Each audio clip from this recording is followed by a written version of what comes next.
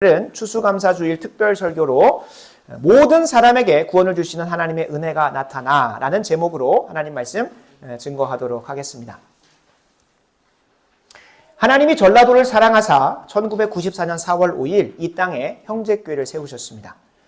히브리서 3장 1절 그러므로 함께 하늘의 부르심을 받은 거룩한 형제들아 우리가 믿는 도리의 사도이시며 대제사장이신 예수를 깊이 생각하라. 아멘. 아멘. 주님께서 선대 이병배 목사님에게 이 말씀을 허락하시고 이 땅에 형제교회를 설립하고 시작하게 하셨습니다. 하나님의 부르심으로 예수님 안에서 한 형제 자매된 자들을 교회 공동체로 불러 모으시는 그 시작을 1994년 4월 5일 허락하셨다는 겁니다. 그리고 하나님의 때가 참에 하나님께서 이 교회에 말씀을 전하는 또 목회의 방향을 정하는 목회자인 이병배 목사님에게 새로운 이름을 주셨습니다. 이제는 우리가 형제 자매들끼리 모여서 공동체를 이루는 것의 시간들을 마무리하고 물론 그걸 계속해야겠지만 거기에 더하여 우리가 세상 가운데서 좋은 나무로서 좋은 열매를 맺는 그러한 교회로 또 한 걸음 나아갈 수 있도록 두 번째 이름을 허락하셨습니다. 바로 좋은 교회입니다.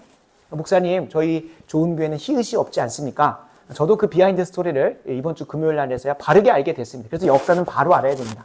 역사를 바로 모르면 자기 맘대로 이렇게 해석할 수가 있는 거예요. 그래서 저는 도울조자의 은혜 은자에서 하나님의 은혜가 돕는 교회, 하나님의 은혜로 돕는 교회 이런 거를 이제 주보에 담아놨었는데 그게 전혀 아니고 성경 안에서 하나님의 뜻 안에서 모든 게 다 같이 가겠지만은 좋은 교회를 이제 저희 노회의 이름으로 개명을 신청을 할 때 하필이면이라는 표현보다도 하나님께서 다른 한 좋은 교회를 이미 두셨습니다. 그래서 그 형제들 중에 노회로 모여진 교회 안에서는 또 좋은 교회를 똑같이 쓸 수가 없어서 그래서 완주 좋은 교회를 하라라고 이렇게 추천을 받으셨지만 이제 좋은이라는 걸 히읗을 빼고 그냥 좋은 그러니까 그 음성으로는 같잖아요. 그래서 그 좋은이라는 의미로 담아냈다고 합니다. 그래서 하나님께서 마태복음 7장 17절 18절 나오는 것처럼 이와 같이 좋은 나무마다 아름다운 열매를 맺고 못된 나무가 나쁜 열매를 맺나니 좋은 나무가 나쁜 열매를 맺을 수 없다 라고는 이 말씀 가지고 우리가 좋은 교회로서 좋은 나무로 좋은 열매를 세상 가운데 맺는 그런 교회가 되기를 소원하는 마음으로 또 하나님께 주신 이름을 믿음으로 받았습니다. 참 감사하게도 우리가 좋은 교회로 이름을 개명하기 전부터도 하나님께서 우리 좋은 교회가 세상에 나아가서 이 작은 교회가 그 봉동연합 찬양 축제를 몇 번이나 감당하게 하셨고 또 노방 찬양, 노방 전도, 국화빵 전도 그리고 수험생들을 위한 공부빵 여러분 이 전라도 완주 지역에서 서울대를 2명이나 보낸 교회는 저희 교회가 유일합니다. 이런 열매를 하나님께서 맺게 하셨죠. 그리고 수많은 청년들이 완주고에 와서 또 신앙을 시작을 했고 또 완주고에 와서 완주고 오는 친구들 대부분 다 전기 인문계 고등학교에서 떨어지거나 혹은 거기에 가서는 어떻게 보면 경쟁력이 없다고 생각이 되어져서 전략적으로 오는 그런 학교입니다. 그리고 제가 처음 완주고를 갔을 때 1학년 1반 바로 옆에 있는 화장실이 교무실에서 가장 멀었습니다. 그 이유인 즉 그러한 배경 속에서 저희 남자 화장실이었는데 참 이런 예배 씨가 이런 걸 나누는 게 참 화장실 가지 못할 정도로 담배 연기가 자욱했고 항상 그런 학교였습니다. 정말로 인생에 있어서 어떠한 새로운 소망이나 비전을 꿈꿀 수 없는 그런 학교였습니다. 근데 거기에 왔던 친구들이 이 좋은 교회 공부방을 통하여 장학숙을 통하여 인생에 있어서 꿈을 갖게 되고 소망을 갖게 되고 비전을 갖게 되고 그 인생 이제는 버젓이 1인분 몫이 아니라 가정을 꾸리고 많은 영혼들을 또 주님께로 인도하는 그런 여정을 갔습니다. 형제 자매 할 것 없이 많은 영혼들이 좋은 교회에 와서 신앙을 시작하고 새로운 생명을 또 경험했었습니다.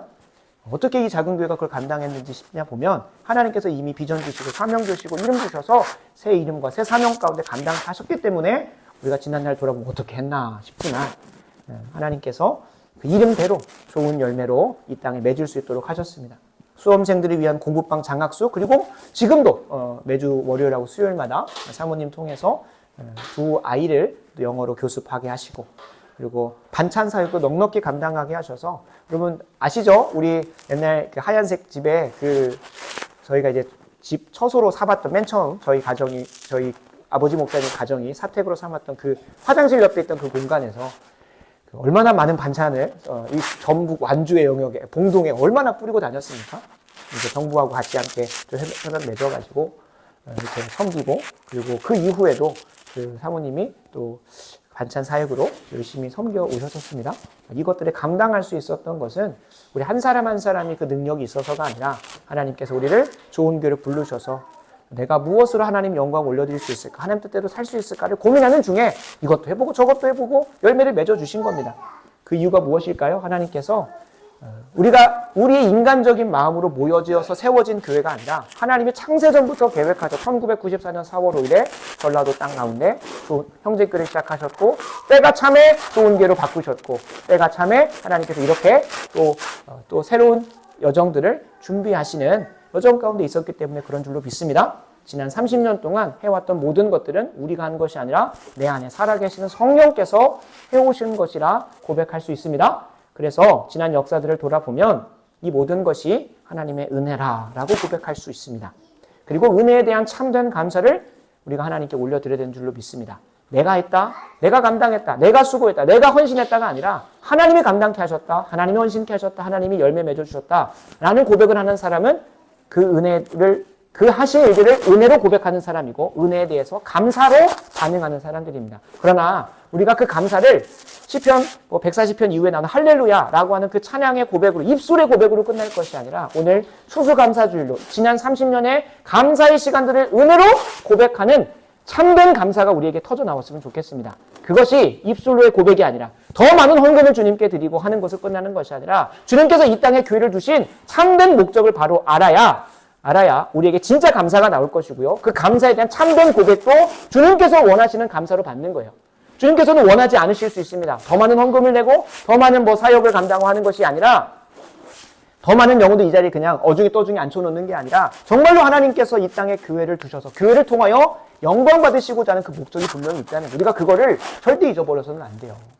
절대 잊어버려서는 안 돼요. 그래서 오늘 말씀을 함께 살펴보면서 지난 30년간 그리고 이번 한 해 우리에게 허락하셨던 것을 은혜로 받고 또 감사로 고백하고 진짜 감사로 우리가 또 새로운 여정들을 또 내어드리고 시작하는 그래서 2026년에는 더한 감사를 더한 은혜를 주님께 올려드릴 수 있는 우리 좋은교회 모든 성도들 되길 간절히 소원합니다. 하나님은 한 사람이 구원의 여정에 들어서는 시작부터 완성까지 이루어 가시는 과정 속에 성도의 어머니인 교회를 허락하십니다. 성도의 어머니인 교회를 통하여 양육하시기로 작정하셨습니다. 창조와 구원의 목적대로 하나님의 영광을 위한 그 선한 일에 참여하게 하시기 위해서 한 사람 한 사람을 그냥 구원받고 일순간에 갑자기 나 오늘 예수님 믿었어 하니까 갑자기 모든 성품과 기질과 그 모든 거 다 변해가지고 이제 하나님 뜻대로 살 수 있는 능력자를 한 번에 만드시는 것을 선택하지 않으셨어요. 선택하지 않으셨어요.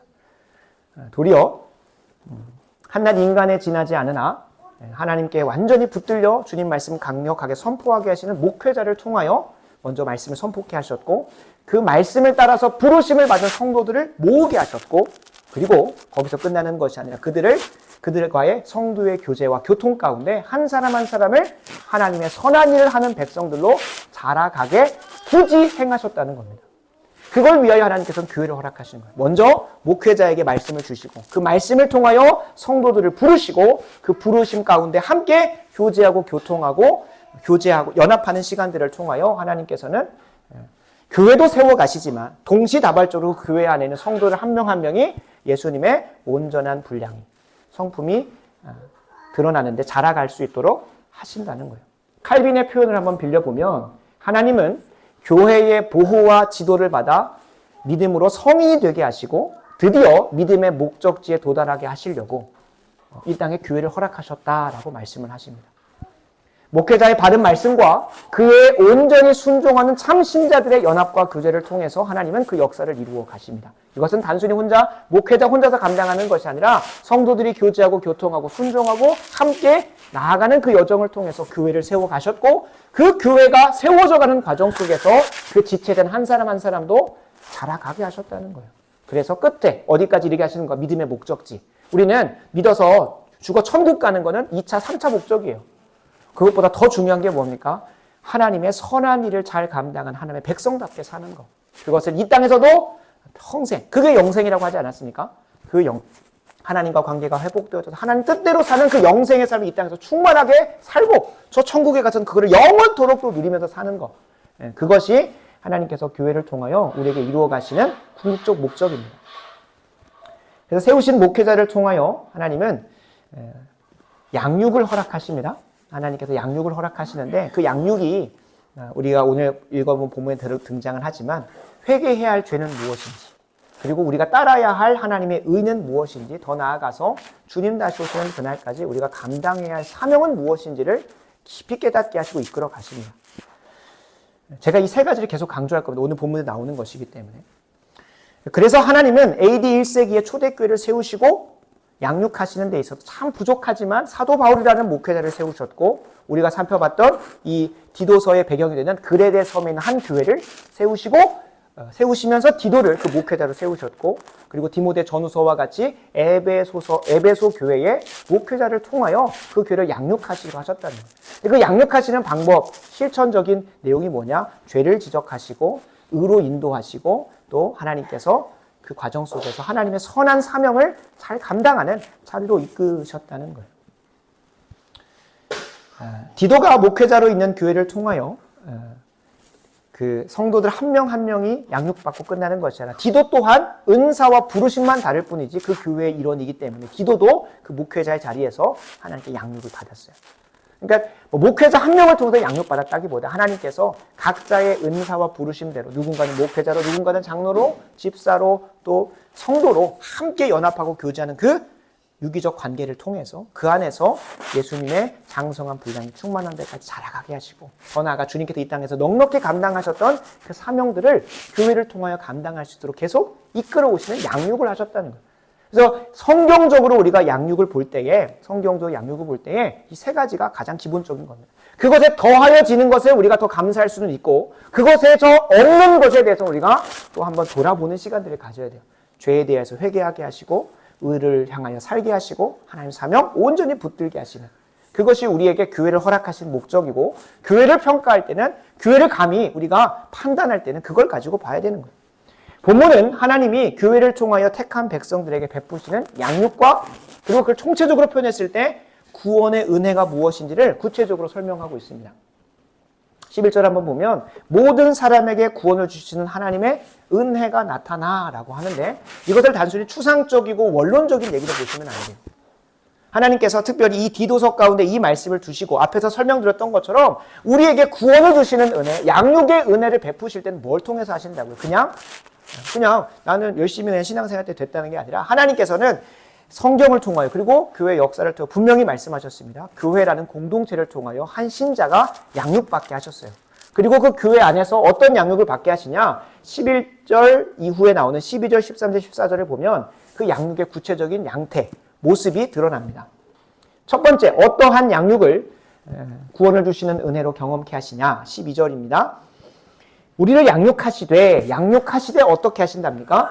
경건하지 않은 것과 이 세상 정욕을 다 버리고. 첫 번째는 경건하지 않은 것과 이 세상 정욕을 다 버리게 하시는 양육을 우리에게 허락하십니다. 첫 번째는 경건하지 않은 것과 이 세상 정욕을 다 버리게 하시는 양육을 우리에게 허락하십니다. 14절에 나온 표현이 한 번 더 반복돼 다르게 표현되는데요. 14절 제가 초반부 읽어보겠습니다. 그가 우리를 대신하여 자신을 주심은, 이 교회를, 이 몸된 교회를 우리에게 주심은 모든 불법에서 우리를 속량하시고, 이 모든 죄로부터 우리가 능히 이길 수 있도록, 경건하지 않은 것, 이 세상 정욕을 다 버릴 수 있도록 교회 안에서 죄와 씨름하게 하시는 거예요. 두 번째로 주시는 양육이 무엇입니까? 12절 중반부에 나옵니다. 신중함과 의로움과 경건함으로 이 세상에 살게 하시고.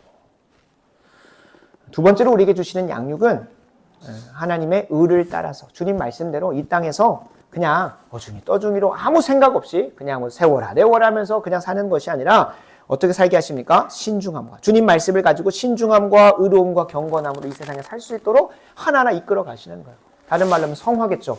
죄를 넉넉히 이기고 의를 이루어가는 성화의 과정을 하나님께서 교회를 통해 감당하게 하시는 겁니다. 14절의 표현을 보면 우리를 깨끗하게 하사, 주님 보시기에 아주 정결하고 성결한 존재로, 거룩한 존재로 만들어 가시는 거죠. 세 번째, 마지막으로 우리에게 허락하시는 양육이 있습니다. 이 땅에서 13절인데요. 이 땅에서 복스러운 소망과 우리의 크신 하나님 구주 예수 그리스도의 영광이 나타나심, 바로 주님의 재림, 주님께서 이 모든 사역과 사명들을 완성시키실 그날을 기다리게 하시는데 그냥 가만히 앉아가지고 기다리는 것이 아니라 우리 각자에게 은사 주시고 부르심 주셔서 뭐 하게 하시는 겁니까? 사명 넉넉히 감당하게 하시면서 그 주님 다시 오실 날을 대망하게 하시는 거예요. 대망하게 하시는 거예요. 그래서 14절에 이렇게 바꾸어 표현되어 있습니다. 14절 후반부입니다. 선한 일을 열심히 하는 자기 백성이 되게 하는 게 양육의 궁극적 목적이라는 거예요. 죄를 분별하여 이기게 하시고 또 하나님의 뜻을 이루어가게 하시고 더 나아가서는 구체적으로 각 교회마다 각 인생들마다 하나님께서 허락하신 선한 일, 사명이 있다는 그 사명을 넉넉히 감당하게 하시는 거예요. 우리가 계속해서 구원의 목적을 분명히 말씀드렸습니다. 우리 한 영혼 한 영혼이 이걸 진짜 구원이라고 생각을 해야 됩니다. 이걸 진짜 복음이라고 생각해야 됩니다. 뭘 복음이고 구원이라고 생각해야 되냐. 우리가 이전에는 본질상 진노의 자녀로서 죄 가운데 있고 하나님 뜻을 대적하여 살다 보니 사망의 열매도 이 땅에서 먹고 살았어요. 근데 하나님께서 예수 그리스도를 통해 우리에게 열어놓으신 새로운 길은 무엇입니까? 이제 하나님 뜻대로 온전히 분별하며 살아갈 수 있는 길을 여시는 걸 우리가 구원이라고 고백하는 사람이 이 자리에 앉아 있는 겁니다. 나는 그냥 예수 믿음 천국 가 정도로 있으면 그거는 성경 안에서 계속 스스로를 좀 점검해 보셔야 돼요. 우리에게 베푸신 구원은 이제 하나님의 선한 일을 할 수 있는 백성으로 궁극적으로 만들어 가시고 그것이 완성될 그날을 소망하는. 그래서 우리가 바라는 천국도 이 구원과 복음에 대한 개념 안에서 바뀌어야 되는 거예요. 천국은 하나님의 통치가 이루어지는 것이고 하나님의 뜻이 이루어지는 것입니다. 그건 너무나 맞습니다. 그러나 잘 생각해 보면 나는 그 하나님의 통치와 뜻에 순종하고 싶은 마음이 없는데 그것도 천국이라고 생각하는 사람은 없을 겁니다.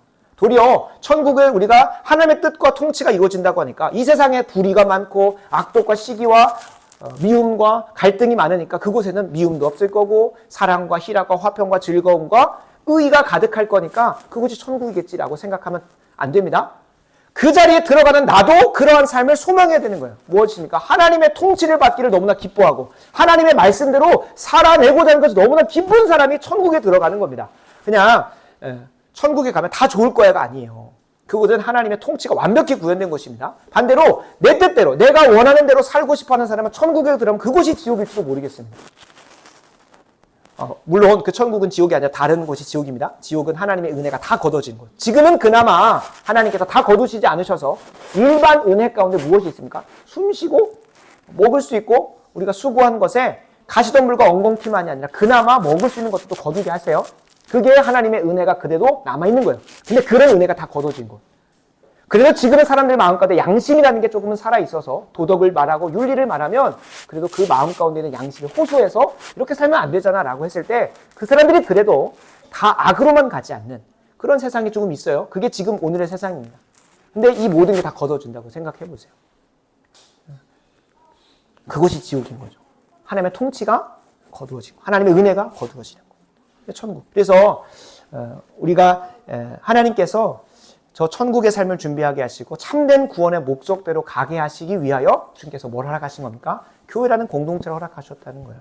그래서 우리가 이 교회, 하나님께서 우리에게 교회를 허락하신 목적, 양육을 허락하시는 구체적 방향성, 그것 안에서 우리가 지난날 30년 우리 좋은 교회를 통해서 인도해 오신 걸 평가해야 되는 거예요. 아니 교회가 이것도 안 해주네 저것도 안 해주네 가지고 평가할 게 아니라 성경이 우리에게 하나님께서 교회를 통하여 우리에게 주시고자 하는 것들을 풍성하게 경험케 하셨다면 그거는 감사하는 제목이 됩니다. 우리에게 하박국 3장 17절 19절 말씀처럼 내가 생각했을 때 이러한 소출이 없고 내게 이러한 평안이 없고 내게 어떠한 것이 없다고 하더라도 하나님께서 우리 이 교회를 통하여 우리에게 감사의 제목을 허락하신 유일한 것은 다른 걸 가지고 판단하시면 안 돼요.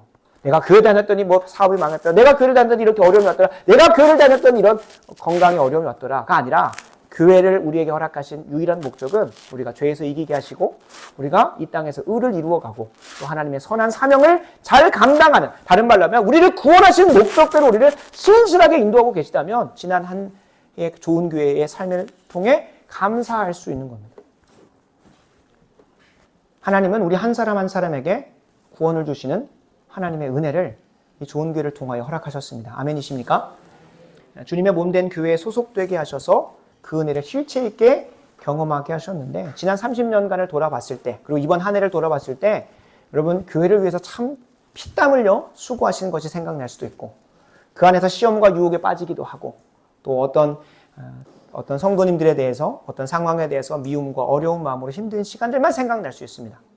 그러나 하나님 이 모든 것을 합력하여 선을 이루시사 우리에게 이런 열매가 있다면 감사하실 어떤 열매요? 하나님을 더 사랑하게 하시고 예수 그리스도를 더 믿음으로 붙들게 하시고 성령 충만을 사모하게 하셔서 이 땅에서 하나님의 사명자로 살아가게 계속 이끌어 오셨다면 어떤 성도님들과의 불화 속에 또 어떤 수고 속에 내 것이라 주장하지 못하고 살아왔던 지난날의 시간 속에 그 30년 혹은 각자가 다 다르죠. 다 십수년 혹은 몇 년간의 시간들을 통해 하나님 더 사랑하게 하셨고 예수님 더 붙들게 하셨고 성령 충만을 사모하는 이 땅에서 사명자로 살게 하는 것이 더 분명해졌다면 우리는 비록 이 앞에 놓여져 있는 것처럼 많은 것이 내 수중에 소출로 있지 않더라도 뭐 할 수 있는 겁니까?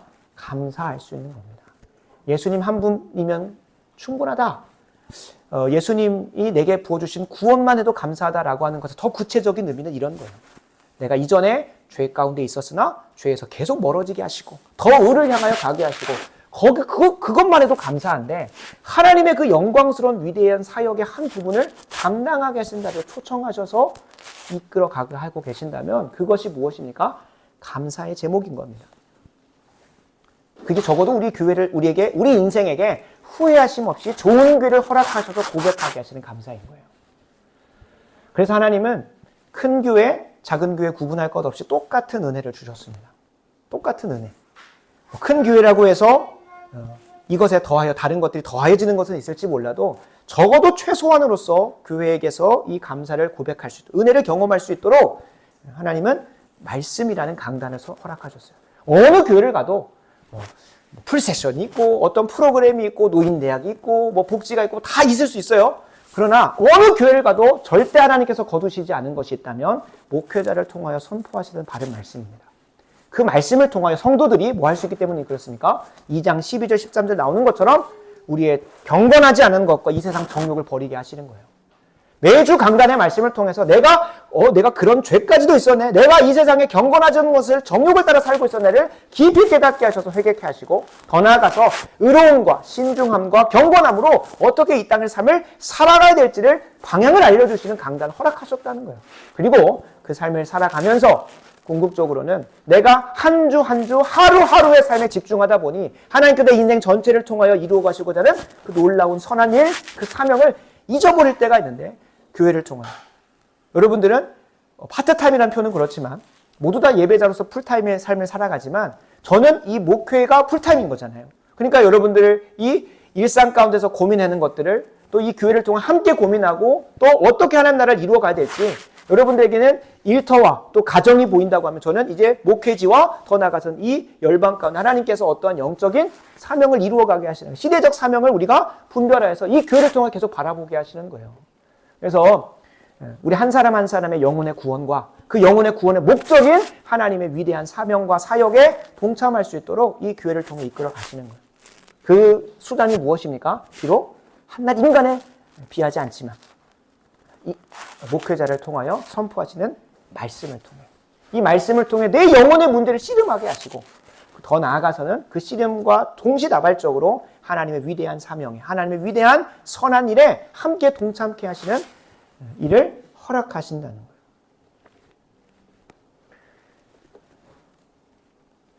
거예요. 좋은 교회에게는 지난 30년간 그리고 우리 한 사람 한 사람에는 각자 다양한 기간만큼 좋은 교회라는 이 교회를 허락하셔서 죄사함과 구원에 대한 소망을 부어주셨고 그걸 경험시켜 주셨고 지금도 맛보게 하시는 줄로 믿습니다. 이에 대한 참된 감사가 우리 안에 입술의 고백으로만 터져 나오지 않고 이제는 삶의 열매로서 그것들을 드러내기를 원합니다. 하나님께서 우리에게 이 은혜를 베풀어 주신 목적대로 목적에 부합하게 감사를 고백해야 되는 거예요. 우리가 모여서 예배 드리는 것 이걸 통해서 하나님 영광 받으시고 그러나 이 공적인 예배로 모이게 하시고 우리가 찬양으로 또 이렇게 헌물로 드리는 그 고백은 어디까지도 확장돼야 되는 겁니까? 세상 속에서도 살아내는 사명까지 계속 확장돼야 되는 거예요. 공적인 예배가 너무 중요하지만 공적인 예배를 시작으로 하여서 일상 가운데 살아내고 우리의 삶 전인격으로 드리는 예배가 주님께 드려져야 돼요. 그래서 우리의 삶 전체가 하나님의 거룩한 산 제물이요 받으시는 예물로 드려져야 되는 거잖아요. 그래서 우리가 진짜 감사는 어떻게 나와야 됩니까? 우리가 헌금 더 드리는 걸로 혹은 우리가 어떤 시상식이나 이런 데 하나님 이름 드러낼 수 있는 곳에 가서 하나님께 영광 돌립니다. 라는 한낱 입술의 고백으로 끝날 것이 아니라 무엇 해야 될까요? 정말로 하나님께서 우리 각 사람에게 구원을 허락하셔서 이 땅에 창조하셔서 이루시고자 한 그 목적에 부합하게 사는 걸 통하여 뭐 하는 겁니까? 하나님께 참된 감사가 고백되어지는 것입니다. 비록 우리 한 해를 마무리하면서 지난 30년간의 시간을 마무리하면서 하박국 3장 17절 19절 말씀처럼 비록 무화과 나무가 무성하지 못하며 포도나무에 열매가 없으며 감람나무에 소출이 없으며 밭에 먹을 것이 없으며 우리의 양이 없으며 외양간에 소가 없을지라도 나는 여호와로 말미암아 즐거워하며 나의 구원의 하나님으로 말미암아 기뻐하리로다. 주 여호와는 나의 힘이시라. 나의 발을 사슴과 같게 하사 나를 나의 높은 곳으로 다니게 하시리로다. 아멘. 아멘. 앞에 나온 것처럼 우리의 육신의 눈에 봤을 때는 내게 있는 것이 없어진 것처럼 보입니다. 감사의 제목이 단 하나도 없을 수 있어요. 그러나 주님께서 이 교회라는 곳을 통하여, 좋은 교회를 통하여 어떤 하나님으로 즐거웁니까? 나의 구원의 하나님. 구원의 하나님. 오늘 디도서 2장 11절 14절 나온 것처럼 이 세상 정욕과 경건하지 않은 것을 갖다 버리게 만드시고 의로움과 경건함과 신중함으로 이 땅의 삶을 살게 하시고 거기서만 해도 감사한데 더 나아가서는 주님의 영광스러운 사명에 내 인생 쓰임받게. 그래서 우리 신앙의 선배들은 그리고 지금도 교회가 개척되고 설립되는 곳에 가보면 진짜 목회자 한 명이 혼자서 하지 않더라고요. 목회자 혼자서 하지 않더라고요. 정말로 나는 이 교회를 이 지역 가운데 함께 주님 뜻대로 세워서 그곳에 하나님의 영광스러운 영혼들을 구원하고 그 영혼들이 구원돼서 그 영혼이 또 어디 가서 세상을 변화시켜 가겠습니까? 가정을 변화시키고 또 이들이 속한 일터의 삶을 또 변화시켜 가고 이들이 속한 정치, 경제, 사회, 문화, 교육, 예술 모든 영역에 하나님의 주권과 하나님의 영광이 드러나는 데 있어서 바꿔가시는 거예요. 적어도 기독교는 사회 구조를 바꾸려고 하지 않습니다. 사회 구조는 자연스럽게 그 한 개개인의 변화를 통하여 바꾸어지는 걸 말합니다. 그러니까 다른 말로 하면 그 가정 안에서 한 사람 한 사람을 변화시켜서 그러니까 가정에서 내가 권위를 잡고 내가 그 구조의 최상위층이 올라가 가지고 오늘부터는 우리 가정은 다 예수 믿는다 이렇게 선포하는 게 아니라 한 사람 한 사람을 끈질기게 훈련시켜 변화시키셔서 그곳을 변화시켜 가시는 거예요. 물론 그 계획 가운데 무엇도 있는 겁니까? 하나님께서 어떤 그 직위를 맡게 하셔서 그 문화를 바꿔 가시는 것도 감당하시는 거예요. 실제로 한 장로님 같은 경우는 삼성에 있는 부사장이신데 다 사장은 무조건 그 회장님 한 분밖에 없으시죠. 그러니까 부사장으로 있는데 그분이 이제 요직에 맞춰서 가는 곳마다 그곳 문화를 바꿔 갔어요. 그분은 제가 알기로는 새벽 예배를 한 번도 안 빠지세요. 그러니까 본인 안에 있어서 하나님과 친밀하게 교제하는 그 자리에서 말씀 받고 순종함으로 살아가시는데 그 한 사람의 순종을 통하여 병원의 문화가 바뀌고 또 어떤 기업의 문화가 바뀌는 것들을 또 경험케 하십니다. 그러나 그렇다고 해서 항상 하나님이 그렇게만 하시는 것도 아니고 우리 한 사람 한 사람의 변화를 통해 가정도 또 일터도 또 우리에게 맡기신 각 영역도 변화시켜 가십니다. 그래서 우리가 진짜로 고백할 나의 구원의 하나님. 나는 구원받았지. 그럼 그 구원이 무엇이냐는 걸 고민해봐야죠. 나의 구원의 하나님으로 인하여 기뻐한다고 하면 내게 베푸신 구원이 무엇인지를 깊이 고민해봐요. 그래서 오늘 나오잖아요. 구원을 주시는 하나님의 은혜가 나타나는데 그 은혜가 무엇입니까? 교회를 통하여 우리에게 베푸신 양육. 그 양육의 열매로 세 가지. 이 세 가지가 하나님께서 우리에게 베풀어 주시는 은혜예요. 그래서 이걸로 인하여 우리가 하박국 3장 17절 19절처럼 내 삶의 터전에 있어서는 무엇이 없는 것 같아 보이고 줄인 것 같아 보이고 빈약해 보일지 몰라도 내게 베푸신 구원의 하나님으로 인하여 기뻐할 수 있는 은혜가 우리에게 진짜로 고백되어 줬으면 좋겠습니다.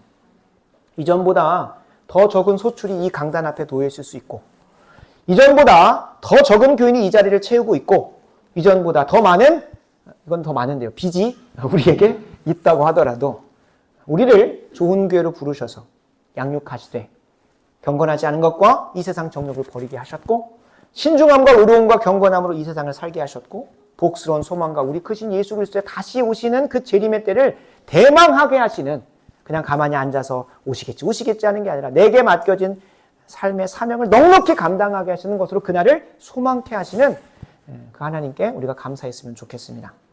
그러나 오늘의 핵심입니다. 우리의 고백이 입술의 고백으로 끝나지 않았으면 좋겠습니다. 우리의 고백이 진짜로 입술의 고백으로 끝나지 않았으면 좋겠습니다. 지난 30년간 인도하신 하나님의 은혜에 대한 감사를 하나님이 우리에게 맡기신 선한 일에 충성함으로 보답하기 원합니다. 우리가 갚을 수 없는 감사입니다. 어떻게 그걸 갚겠습니까? 우리가 뭐 보답한다는 것도 솔직히 조심스럽고 경솔한 표현일지 모르겠습니다. 그러나 하나님이 진짜로 기뻐 받으시는 그 감사 고백을 우리 좋은 교회가 앞으로 하기를 원합니다.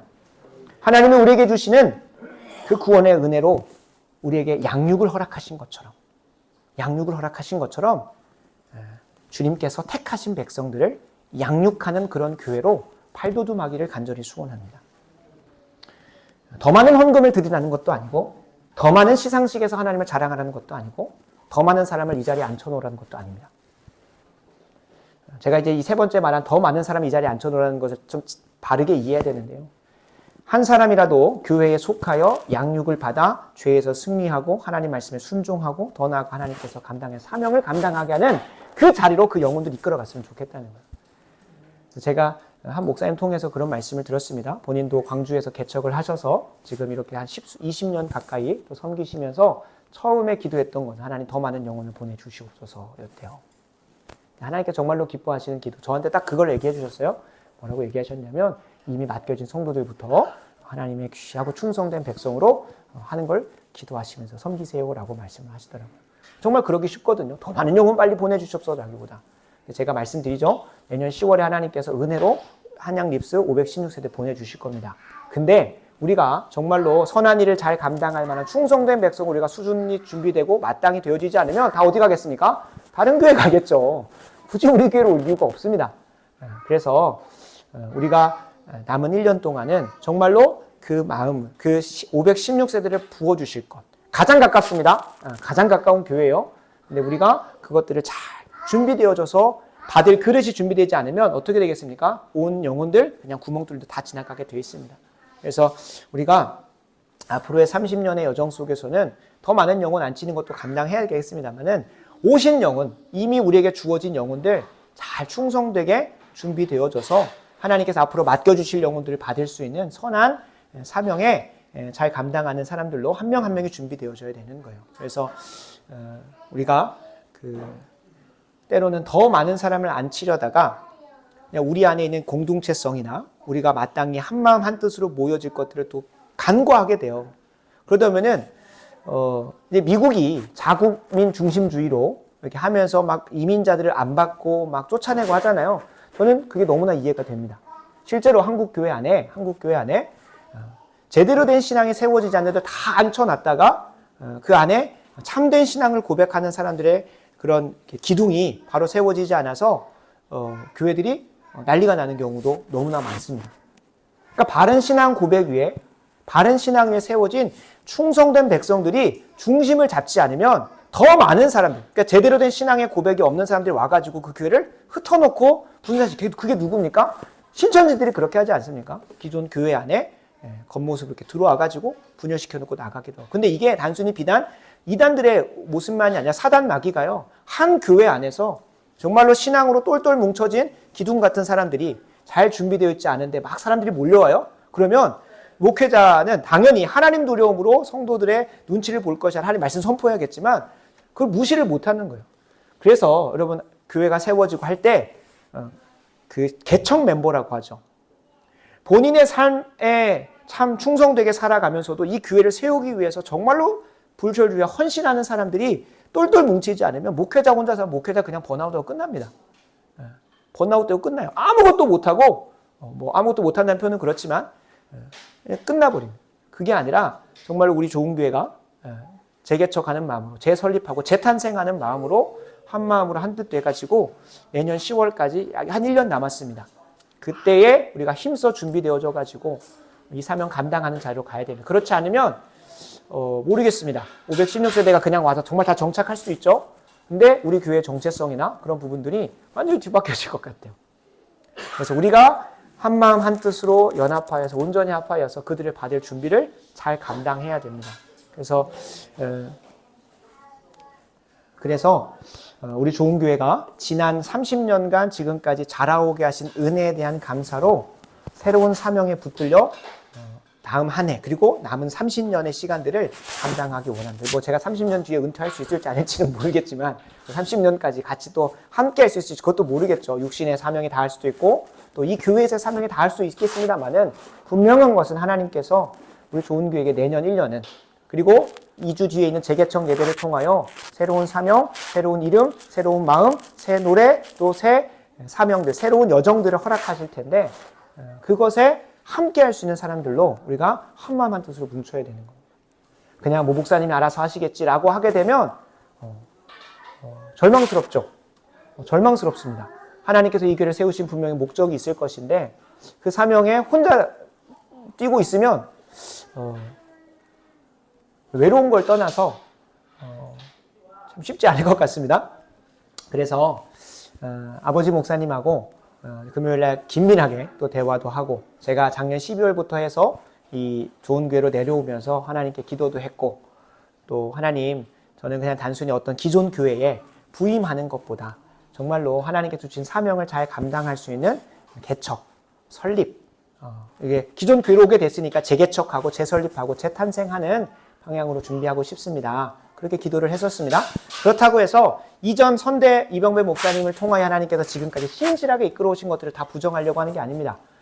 오늘 말씀에 비추어 보면 우리가 이 땅에 경건하지 않은 것과 세상 정욕을 버리는 그리고 신중함과 의로움과 경건함으로 살기 위해서 뭘 했었습니까? 영성혁명을 스스로가 아버지 목사님과 함께 감당해 오셨을 겁니다. 그리고 어떤 그냥 영성혁명에서 내 한 명이 잘 준비되고 끝나는 것이 아니라 어디에 임하게 됩니까? 진리 전쟁에 임하는 사명을 감당하는 것을 우리 좋은 교회가 계속 해왔습니다. 그리고 그것이 더 구체화되어져서 물론 이제 주보 안에 이전 주보 안에 담겨져 있었던 가장 큰 키워드는 다음 세대를 기르는 거였습니다. 그러니까 오늘 말씀과 같이 그 사명을 잘 감당해 온 거죠. 그 구체적으로 영성혁명, 진리전쟁 그리고 다음 세대를 기르는 이 모든 부분들을 우리가 잘 감당해 왔습니다. 그리고 그거를 더 구체적으로 새로운 사명으로 또 현대어로 또 표현해가지고 담아내려고 하는 것입니다. 그래서 이제 여기 가져온 것이죠. 우리가 그걸 감당하려고 아래 보시면 이전에 했었던 표현들을 좀 가지고 와서 했었던 것이고 예배를 회복하고 제자를 훈련하고 세계관으로 무장해서 건강한 가정과 거룩한 나라를 이루어가는 그 사명을 우리가 함께 감당하려고 합니다. 우리가 여기서 분명히 기억할 것이 한 가지 있습니다. 하나님께서 성경 속에서 새로운 사명 또 새로운 역사로 또 발돋움 하실 때는 새 이름들을 항상 주셨습니다. 그래서 작년 12월부터 좋은 교회 저는 재개척하는 마음으로 내려왔으니까요. 그러면서 기도하면서 42주째, 41주까지 기도하는 가운데 지난주에 하나님께서 새 이름으로 일컬음 받는 것을 소망케 하시고 기대케 하셨고 그걸 아버지 목사님하고 좀 나눠서 오늘 이 자리를 시작으로 해서 지난 30년간 허락하신 은혜에 대한 감사를 이 사명 안에 담가내는 참된 고백으로 새 이름을 좀 나누고자 합니다. 이사야 62장 1절 4절을 한번 좀 같이 찾아보겠습니다. 이사야 62장 1절 4절입니다. 이사야 62장 1절 4절에 보면 주님께 1절 4절 다 같이 함께 합독해 보도록 하겠습니다. 나는 시온의 의가 빛같이 예루살렘의 구원이 횃불같이 나타나도록 시온을 위하여 잠잠하지 아니하며 예루살렘을 위하여 쉬지 아니할 것인즉 이방 나라들이 네 공의를 묻 왕이 다 네 영광을 볼 것이요 너는 여호와의 입으로 정하실 새 이름으로 일컬음이 될 것이며 너는 또 여호와의 손에 아름다운 관, 네 하나님의 손에 왕관이 될 것이라. 다시는 너를 버림받은 자라 부르지 아니하며 다시는 네 땅을 황무지라 부르지 아니하고 오직 너를 헵시바라 하며 네 땅을 뷸라라 하리니 이는 여호와께서 너를 기뻐하실 것이며 네 땅이 결혼한 것처럼 될 것임이라. 아멘. 아멘. 하나님께서 이 이스라엘 백성들이 황무지와 같고 메마른 땅과 같던 이스라엘 백성들을 향하여 헵시바라 뷸라라 하신 헵시바라고 하는 뜻은 그녀가 결혼하였다라는 것이고 뷸라라고 하는 것은 뷸라가 결혼한다는 표현이고 헵시바는 그 결혼한 그녀로 인하여 기뻐할 것이다. 결혼하게 되어서 생명을 잉태하게 되고 하는 그 모든 여정들 때 이전에는 황무지였어요. 이전에 하나님 뜻대로 살아내지 못한 우리 좋은 교회가 그랬다는 게 아니라 지금까지 준비되어져 오고 이스라엘 백성들에게 새 이름을 주시면서 그 또 사명을 감당하게 하십니다. 그래서 새 이름으로 제가 인위적으로 선택한 것이 아니라 일컬음을 받았던 아버지 목사님한테 여쭤보니까 형제교회도 그렇고 좋은 교회도 그렇고 하나님께서 부어주셨던 것이었습니다. 저도 지난 12월부터 기도하면서 하나님께서 이름을 세 가지 순위를 선택지를 주셨다가 그 안에서 정하게 되었습니다. 우리가 좋은 교회로서 이 땅에서 좋은 열매를 맺어야 됩니다. 근데 그 좋은 열매가 구체적으로 무엇일까요? 각 교회마다 하나님께서 여러 이름들을 주셔서 각 교회가 그 지역 안에서 그 시대 가운데서 감당하게 하시는 사명들을 그 이름 안에 담아놓게 하셨어요. 우리가 좋은 나무로서 좋은 열매를 이 전라도 땅에 우리 교회가 맺게 하기 위해서 어떤 열매를 맺으면 좋겠느냐. 사랑이라고 하는 하나님의 아름다운 열매를, 하나님을 사랑하고 이웃을 사랑하는 그 열매를 우리가 잘 맺기 원한다 라고 하는 그 고백을 담아서 좋은 사랑의 교회로 또 이름을 또 새 이름으로 일컬음 받고 나아가기를 소원합니다. 그러니까 새 이름 안에 무엇이 담겨져야 되겠습니까? 당연히 새 사명이 담겨집니다. 실제로 아브라함을 아브라함으로 바꾸실 때 민족의 아버지에서 어떻게 바꾸십니까? 열방의 아버지로 바꾸시고 사라를 사례로 바꾸시고 또 더하여서 사명만 허락하시는 것이 아니라 야곱이라는 인생을 이스라엘로 바꾸실 때는 하나님이 그와 함께 하시는 능력, 동행하심도 새롭게 능력으로 부어주시는 것을 경험할 수가 있습니다. 그래서 하나님이 일컬어 주시는 그 이름으로 우리가 또 새 이름으로 나아갈 때에 그냥 이름만 바꾸면 다 되는 게 아니죠. 결국에 가장 중요한 것은 그 이름에 걸맞는 사명과 새 마음과 새 노래와 새 마음가짐을 가지고 새로운 여정을 우리가 함께 밟아갈 때에 그 이름이 의미가 있는 것입니다. 우리가 좋은 열매를 맺어야 됩니다. 그 좋은 열매 가운데 우리가 정말로 이 땅 가운데 맺어야 될 것은 하나님을 사랑하고 이웃을 사랑하는 열매입니다. 하나님을 사랑하기 때문에 우리가 하나님에 대한 성령 충만한 예배를 회복하는 것으로 나아갈 것이고 하나님을 사랑하여서 그 하나님을 사랑하는 것 안에서 이웃을 사랑하는 방향으로 가기 위해 우리 한 사람 한 사람이 영성이 혁명되어지는 제자 훈련으로 나아가게 되고 또 제자 훈련에서 끝나는 것이 아니라 내 한 사람의 영성이 준비되는 것으로 끝나는 것이 아니라 세상 곳곳에 나아가서 하나님의 진리를 선포하고 하나님의 진리를 살아내는 걸 통하여 그들을 주께로 인도하는 세계관으로 무장되는 시간을 가지고요. 궁극적으로는 하나님께서 이 땅에서 교회를 이루어 가시고 하나님의 뜻을 이루어 가시는 가장 기본적인 모체는 가정입니다. 가정이 얼마나 사단 마귀가 무너뜨리고 있습니까? 건강한 가정을 꾸려가고 더 나아가서 이 대한민국이 역사를 살펴보시면 아시겠지만 다른 나라들에 비해서 얼마나 많은 복을 받은 나라인지 모릅니다. 이 복을 주신 건 그냥 주시는 게 아니죠. 우리에게 더 많은 걸 주셨다면 하나님께 더 많은 걸 받아가십니다. 그래서 누가복음에 나오는 표현이에요. 많은 걸 주셨기 때문에 많은 걸 감당케 하시는 거예요. 5달란트 받은 자에게는 5달란트 하나님께서 요구하시는 거예요. 그러니까 내게 적게 주셨다고 해서 불평할 게 아니라 나는 내게 주신 것 최선을 다하면 되는 거예요. 하나님은 똑같이 칭찬하십니다. 근데 대한민국에 너무나 많은 걸 주셨습니다. 지난 7, 80년 동안 얼마나 많은 복을 주셨는지 몰라요. 그때의 전후에 다시 살아내는 나라들이 얼마나 많았습니까? 그 나라들 중에 원조 같던 나라가 원조하게 되었고 기독교의 근간에서 한국교회가 세계교회 선교를 또 선도할 수 있는 그 복까지 허락하신 게 뭘까요? 단 하나밖에 없다고 많은 교회 사가들과 목사님들 말합니다. 저 38선 위에 공산 사회주의 세력을 완전히 진멸하고 그걸 시작으로 하여서 북한과 중국과 러시아 하나님을 대적하는 그 공산 사회주의 사상을 완전히 무력화하고 그곳에 하나님 나라를 세워가는 것. 저는 그것밖에는 대한민국에 복 주신 이유가 없다고 생각합니다. 그러나 그 사명과 목적을 잃어버렸을 때 어떻게 되는 거예요? 지금 이 나라 일꾼이 되는 겁니다. 그래서 우리가 거룩한 나라를 또 세워가는 데 있어서 그런 사명을 우리 좋은 교회가 함께 이루어갔으면 좋겠고요. 앞으로는 좋은 사랑의 교회로서 또 이름을 또 준비하고 감당할 예정입니다. 그래서 우리 좋은 교회에게 지난날 30년간 허락하셨던 은혜에 대한 참된 감사로 그냥 입술로만 고백하고 끝나지 말고요. 이제 나는 신앙의 이제 여명기고 이제 황혼기로 마무리하는 시간들다가 아니라 이번 주에 한 권사님이 저희 교회를 좀 방문해 주셔서 위로해 주시고 가셨는데요. 그 권사님은 사랑의 교회를 청년부 때 가서 1기 오카는 목사님, 2기 오정현 목사님, 그리고 아시겠지만 사랑의 교회가 내년부터는 3기로 3대 목사가 오게 됩니다.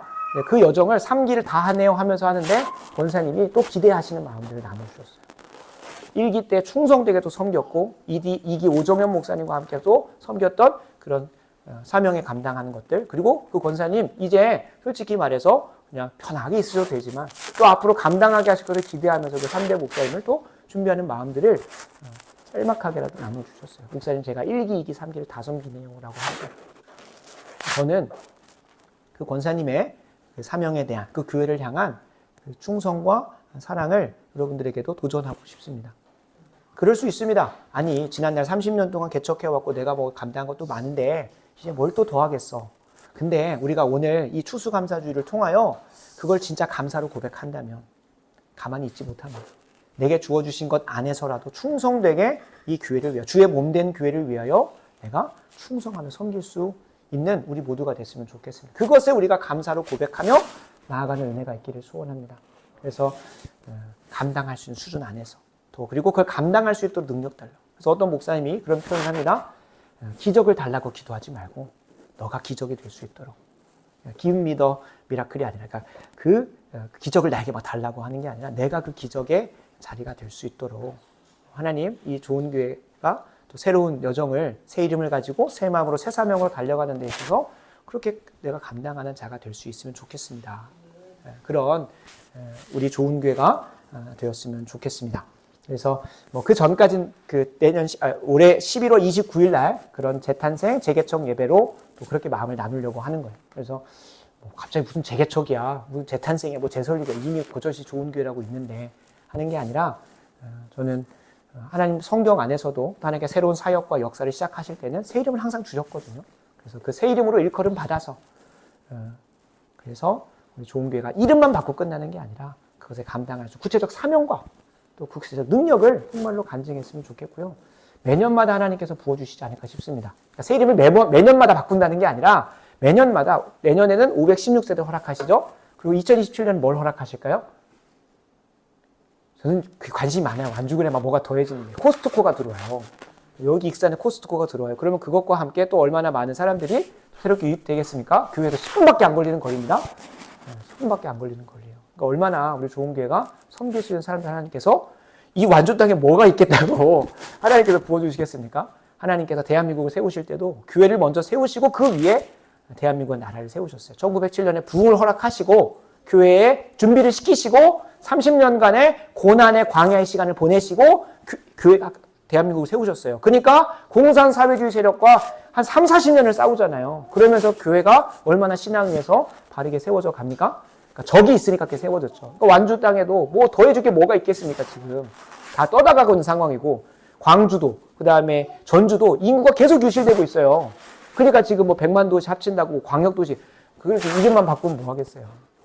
그 안에 뭐가 담겨져야 돼요? 진짜 사명이 담겨져야 되고 그렇게 실질적으로 하는 행정적인 것만이 아니라 우리 한 사람 한 사람이 그 사명으로 잘 무장돼 나가야 될 줄로 믿습니다. 그래서 함께 11월 29일 날 재개척 예배로 마음 모아주시고 또 그날 와서 광주에서도 부산에서도 대구에서도 그리고 서울에서도 한 200여 명 가까이가 오실 것 같습니다. 그래서 그날 행사한다고 생각 안 하셨으면 좋겠어요. 행사라고 생각 안 합니다. 우리 좋은 교회에게 영광스럽게 예배를 시작으로 또 첫 걸음을 내딛게 하시는 날이라고 생각을 합니다. 그래서 제가 대학 8부 있을 때 있는 친구들한테 섬김을 좀 부탁했습니다. 우리 좋은 교회 성도들이 그날 섬기는 게 아니라 정말로 우리 좋은 교회가 한마음 한뜻으로 예배함을 하나님께 하나님 우리에게 그런 역사를 이루어 주시옵소서 라고 헌신 예배 드리는 그런 마음으로 시작했으면 좋겠다. 그래서 그 친구들이 와서 그날 다 섬길 거예요. 우리 교회가 막 그 전에는 우리가 또 뭐 섬길 부분이 있겠습니다만 정말 그날 예배 자리 이 자리에 다 앉으셔가지고 함께 축송하고 하나님 이 찬양의 고백대로 우리 교회가 그 찬양의 고백이면 이 땅의 동과 서남과 북 우리 교회가 품을 수 없는 지역이에요. 한라에서 백두까지 백두를 넘어서서 어디까지? 땅의 끝까지 우리 좋은 교회가 섬기게 되는 그 터전이 그 병찬기지요 전선이 어디입니까? 이 13만 평 미니 복합당 이곳에서 아마 우리가 516세대 잘 감당하면 하나님께서 뒤에도 아파트 들어서게 하실 것이고 이것도 잘 감당하면 그 앞에도 또 들어서게 하실 것이고 당연히 인구가 늘어났으니 저 부지에도 우리 교회를 통하여서든 교육부를 통하여서든 학교가 들어서게 할 것이고 넉넉하게 이곳에 정말로 우리가 뭐 신성국가를 세울 건 아니죠. 제네바 칼빈의 제네바와 같이 막 신성국가를 세울 건 아니지만 그걸 잘 감당하게 하셔서 하나님이 지금도 그 부흥의 역사를 하나님의 역사를 이루어 가신다. 그래서 14절 말씀과 같이 선한 일을 감당하는 열심히 하는 백성으로 우리 좋은 교회가 제3기를 이름으로선 제3기죠. 제3기를 마주하는 우리 모두 되기를 간절히 소원합니다. 이제 어디 가서 형제교회는 왜 지었대? 좋은 교회는 왜 히읗이 빠져있대? 이런 것에 대해서 몰라! 라고 하는 우리가 아니었으면 좋겠습니다. 적어도 앞으로 성도님들이 오시면 또 하나님께서 맡겨주실 섬겨고 양육해야 될 영혼들이 오면 좋은 교회가 어떤 사명과 어떤 것 아이고 목사님이 아실 거야. 제발 그러지 않았으면 좋겠습니다. 목사님 혼자서 지금까지 그 이름 붙들고 그 사명 붙들고 매일 9시마다 와서 기도하면서 혼자 힘 빠지고 진 빠져서 하시는 게 아니라 정말로 저와 여러분이 교회지 제가 교회가 아니에요. 저와 여러분이 교회라는 거예요.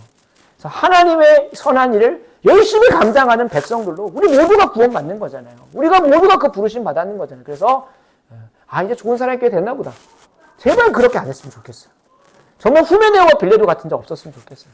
부활이 이미 지나갔다. 부흥은 이미 지나갔다. 우린 다 끝났다가 아니라 오늘도 똑같이 새 일을 행하실 수 있는 하나님이라는 것을 우리가 기대하고 갔으면 좋겠습니다. 그럴 때에 참 정말로 여러분 한국 교회사가 증거하고 있습니다. 주의 나라와 주의 의를 위해서 그 인생 전임회 때 드렸을 때에 하나님께서 그 인생 책임지시는 걸 저는 저희 가정이 지금도 다 증언할 수 있습니다. 저희 가정이 정말로 다 증언할 수 있어요. 이게 개인적이고 사적인 것이기 때문에 다 나누지는 않습니다만 얼마나 신실하게 하나님의 일을 위하여 내 인생 다 갖다 바쳤을 때 책임져 주시는 것을 이번 주에도 경험케 하셨어요. 유튜브 알고리즘 통해서 한 영혼이 전화가 와가지고 필요한 것도 채워주겠다고 연락이 와요. 구독자 104명밖에 안 되는데 무슨 알고리즘을 팔 만한 게 있겠습니까? 그렇게 해가지고 하나님께서 필요를 채워주세요. 엘리야를 굶기지 않으셨어요. 그래서 저는 여러분들에게 정말로 도전합니다. 그냥 교회 하나 제대로 번듯이 세우자고 하는 거 아닙니다. 하나님의 위대한 사명을 이 교회 안에 담아내고자 하는 거예요. 하나님을 위해서 우리 인생 드려보자는 거예요. 그럴 때 하나님께서 필요한 것들을 넉넉히 더하실 것을 믿으시기 바랍니다. 기도하겠습니다. 아버지 하나님, 우리 좋은 교회에게 한 주간 그리고 일평생 앞으로의 30년의 감사의 해를 감당하게 하실 새 이름, 새 사명, 새 마음, 새 영을 부어주심에 감사드립니다. 지난날 30년을 신실하게 인도해 주신 것에 감사드려서 우리가 감히 보답할 수 없는 이 은혜를 우리의 순종과 충성으로 감당하고자 하오니 주여 우리에게 새 이름, 새 사명, 새 마음, 새 영을 한없이 부어 주시옵소서. 그 은혜의 열매로 우리가 한 사람 한 사람이 죄에 대해서 승리하게 하시고 의에 대해서 온전히 순종하게 하시고 특별히 새로운 사명에 충성되게 나아가는 우리 좋은 교회 성도님들 한 명 한 명 될 수 있게 도와 주시옵소서. 그리하여 우리의 삶 속에 하나님의 이름이 거룩히 여김 받게 하시고 하나님의 나라가 임하게 하시고 뜻이 하늘에서 이루어진 것 같이 땅에서도 이루어지게 하여 주시옵소서.